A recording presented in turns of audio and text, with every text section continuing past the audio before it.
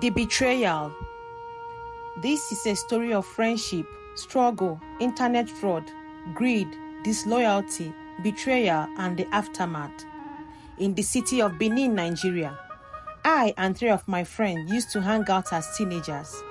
We all attended different universities, but after school and NYSC, most of us returned home. There was no work anywhere.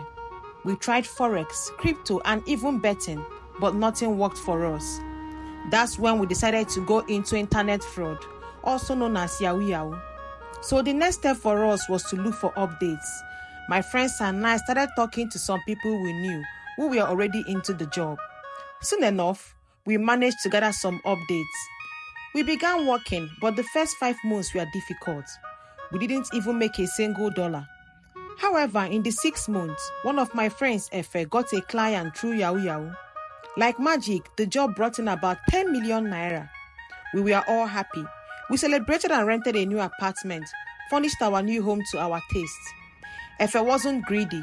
Even though it was his job, he suggested that we shared the money equally.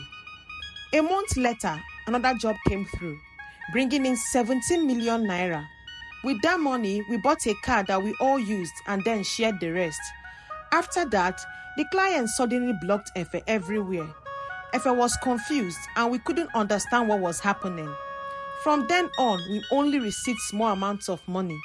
Even when it was time to renew our rent, we couldn't gather enough money. We ended up selling the car we had bought, sharing the money, and then everyone went their separate ways. A few months later, one of us, Osaro, told us he had gone to Ghana to hustle. We wished him well, and the three of us remaining in Nigeria continued other hustle. After a few months, Osaro called us to say he had made it. We celebrated with him. Osaro came back to Nigeria and began to show off. He bought land and started building his own house. He also bought properties. We were happy for him, even though things weren't going so well for the rest of us. During that time, Efe's former client, the one who had blocked him earlier, unblocked him. She explained that she had her phone stolen, but had just gotten a new one. This was the only email she could remember to contact him, her boyfriend. Efe was very surprised, but decided to play along. He started asking her about their past conversations. The woman was puzzled and asked Efe, "Don't you remember what we talked about? The business we were setting up in Africa?" Efe's mind was blown. To make the long story short, Efe discovered that this woman has sent over $200,000 in the past 2 years. So the woman thought she was still in contact with Efe, but apparently it was someone else. Efe didn't know which of our friends had stolen his client from him, so when he told me, we decided to call some of our close associates. One of them told us that he had been helping Osaro manage the money for the past 2 years. Efe was furious. It turned out that all the money Osaro had been spending came from Efe's work, which could have changed all our lives.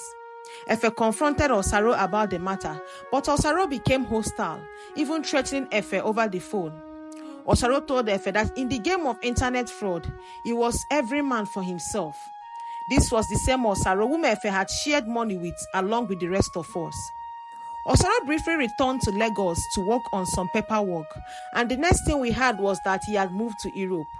We saw updates on his Facebook, and he lived large over there. Years went by, and Osaro seemed to have forgotten everything. He thought everyone had moved on, so he decided to visit home as he has missed his people. On the same day he arrived in Benin, Osaro was killed. I didn't know who did it, but all I know is that a group of boys carried out the operation perfectly. An investigation was launched, but everything ended inconclusive. It seemed the people responsible had planned everything well, and no one could link it back to anyone. I still suspect Efe, but I never asked him. We had all moved on and even have our own families now. It was a tragic end to Osaro's story. The man who had once been on top, using the money he had stolen to live lavishly, was gone. It was a bitter reminder that sometimes the consequences of our actions catch up with us. Say no to violence. Say no to internet fraud. There is dignity in genuine labor. Don't forget to subscribe, turn on notification bell, comment, like, share, and come back to this channel for more videos like this.